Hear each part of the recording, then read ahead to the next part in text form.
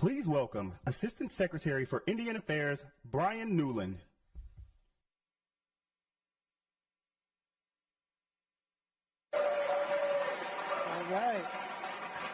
All right. Ani Bujun and away Maganada. Minogija. Good afternoon, tribal leaders and friends from all across Indian country. You've heard a lot this morning about the amazing progress we're seeing thanks to President Biden's leadership. Secretary Holland said it earlier, and we've said it often, but it's worth saying again. Under President Biden, we've made unprecedented investments in Indian country of $45 billion.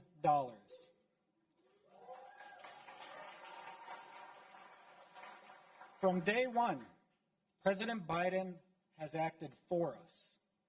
He's put tribal sovereignty, self-determination, and indigenous prosperity at the front of his agenda, and I couldn't be more inspired or proud of his leadership. The steps we've taken over the past 3 years will lay the foundation for the future to ensure that every Native person has the right to live safe, healthy, and fulfilling lives together as tribal people in their tribal homeland. So it's my honor to introduce someone who leads with the ideals that this era demands, someone who's never stopped pushing for the dreams and ambitions of Indigenous people, the President of the United States, Joe Biden.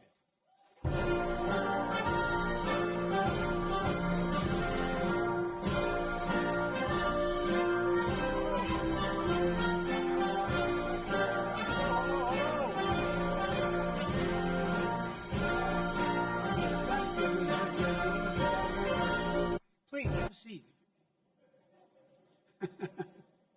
And thanks for all the tribal leaders here. I want to say how much I appreciate your efforts of being here. You know, we're grateful you made the journey to have.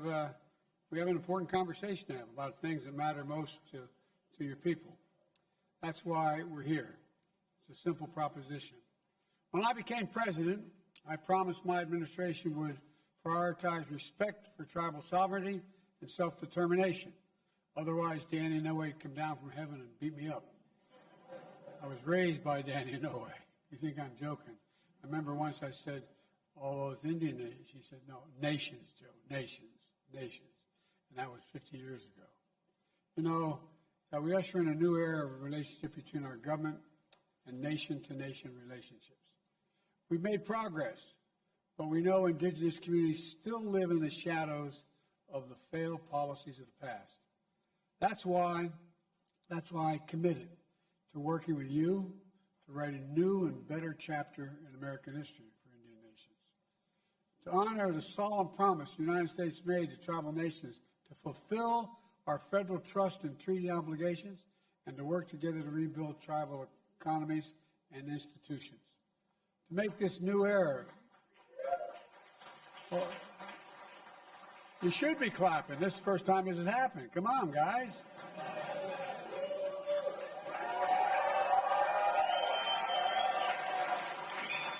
You may not be proud of all this, but I'm really proud of it. Make this new era of self-determination a reality. On my watch, the federal government has made record investments in tribal nations. There's more to do. The American Rescue Plan, the largest direct federal investment in tribal nations ever. We helped vaccinate tribal communities. We got the economy going again. And the bipartisan infrastructure, the single biggest investment in tribal roads, bridges, water, high-speed internet, electricity, integration, environmental cleanup, and so much more, because you deserve it, and it's long overdue. The Inflation Reduction Act, the biggest investment in fighting climate change ever, anywhere in the history of the world, and helping tribal communities to lead in the transition to clean energy and ease the impact of droughts and wildfires and rising sea levels that threaten native lives and precious homelands.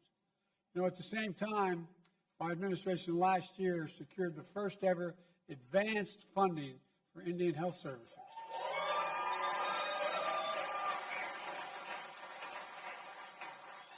$5.1 billion locked in before budget negotiations so hospitals could plan ahead, order supplies, hire doctors, knowing the money would be there. And we're going to keep fighting to make sure that funding is a mandatory part of the federal budget, so tribes can count on it year in and year out.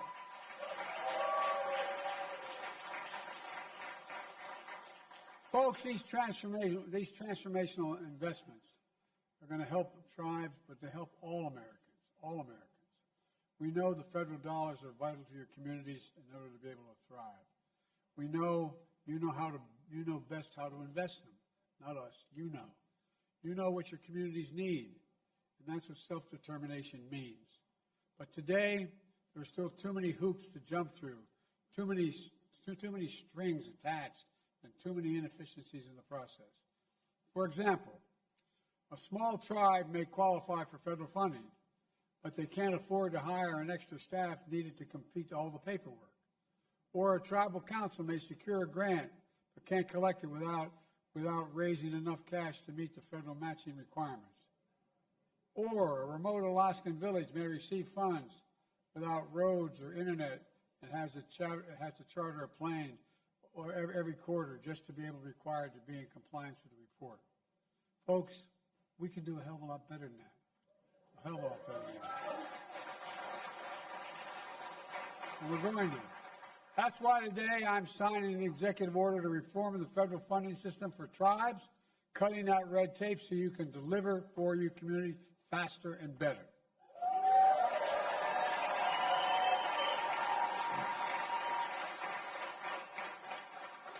And here's what that order does.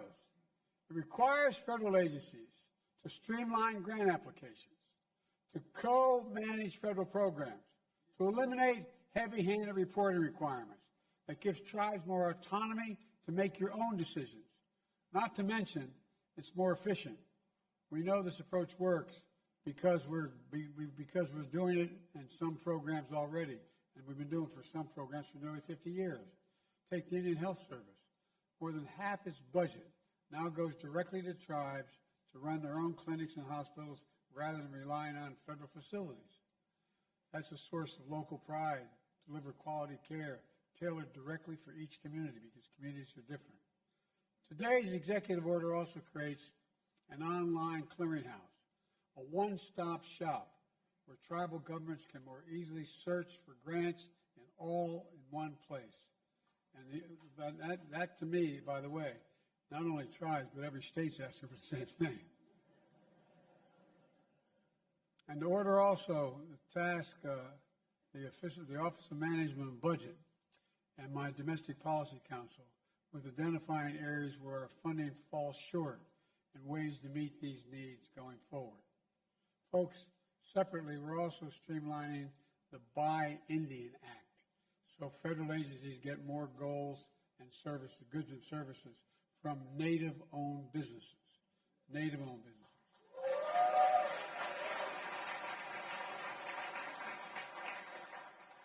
This year, for example, the Indian Affairs Bureau awarded 75% of its budget to Native-owned enterprises, up from about half that in 2021.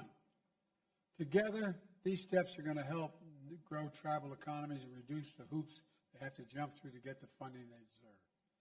It's all part of my vision for a new era of respect. Respect for you as leaders, respect for tribal sovereignty, respect for the nation's fundamental right to build a future and own on your own terms, not anyone else's terms. From day one, I've worked to include indigenous voices at the table in all we do.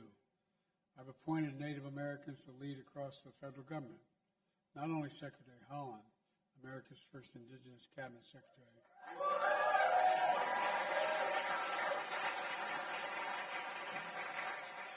And I can say without exaggeration, she's doing one hell of a job. One hell of a job. But scores of other Native Americans in key roles across the administration.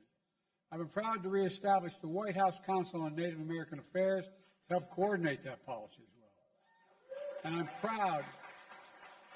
proud to relaunch this annual summit after years of neglect by my predecessors. I was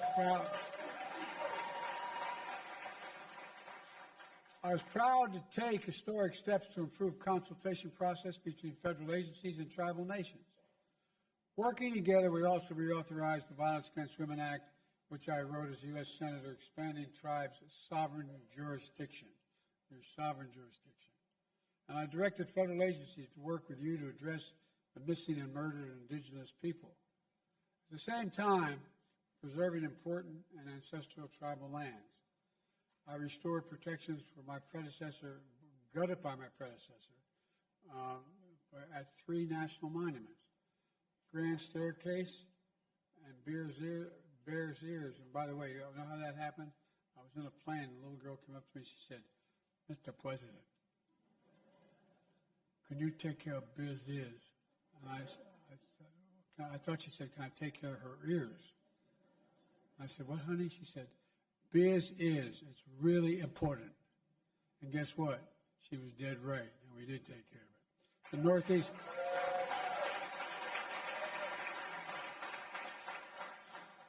The Northeast Canyons of Seamount on the coast of New England.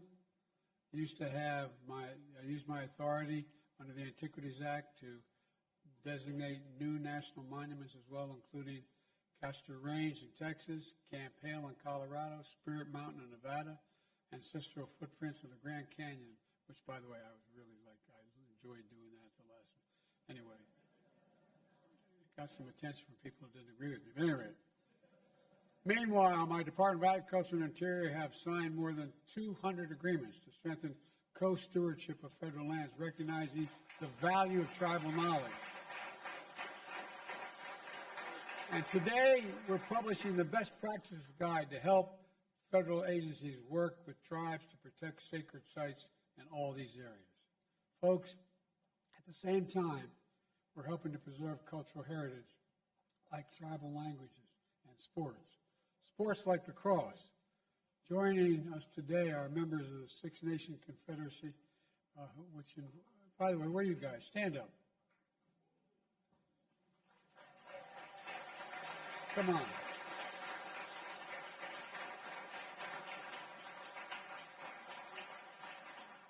Which invented lacrosse nearly 1,000 years ago.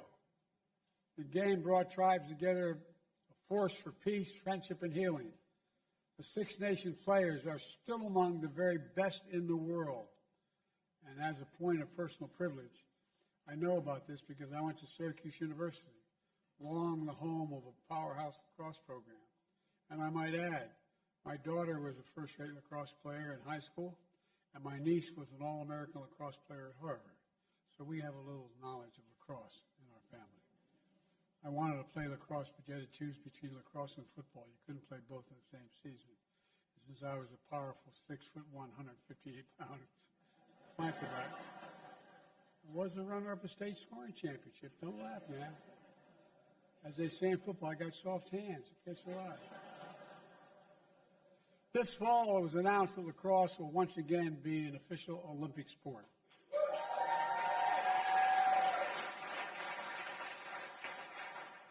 And the Six Nations team asked to compete under its own tribal flag. And today, I'm announcing my support for that request.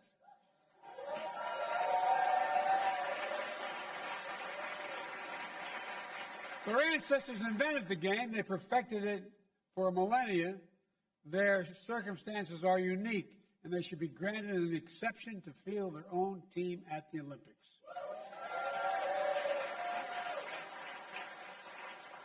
Let me close with this. It's hard work to heal the wrongs of the past and change the course and move forward. But the actions we're taking today are key steps into that new era of tribal sovereignty and self-determination. A new era grounded in dignity and respect that recognizes your fundamental rights to govern and grow on your own terms. That's what this summit is all about.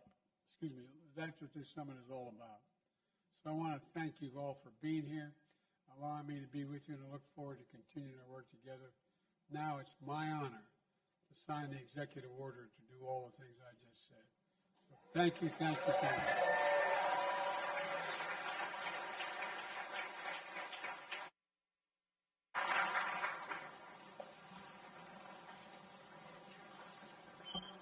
The tradition is when you sign an executive order, you give one of these pens to the person responsible for it, you're all going to get a pen. I only have one.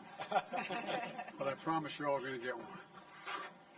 Executive order reforming federal funding and support for tribal nations to better embrace our trust responsibilities, promote the next era of tribal self-determination.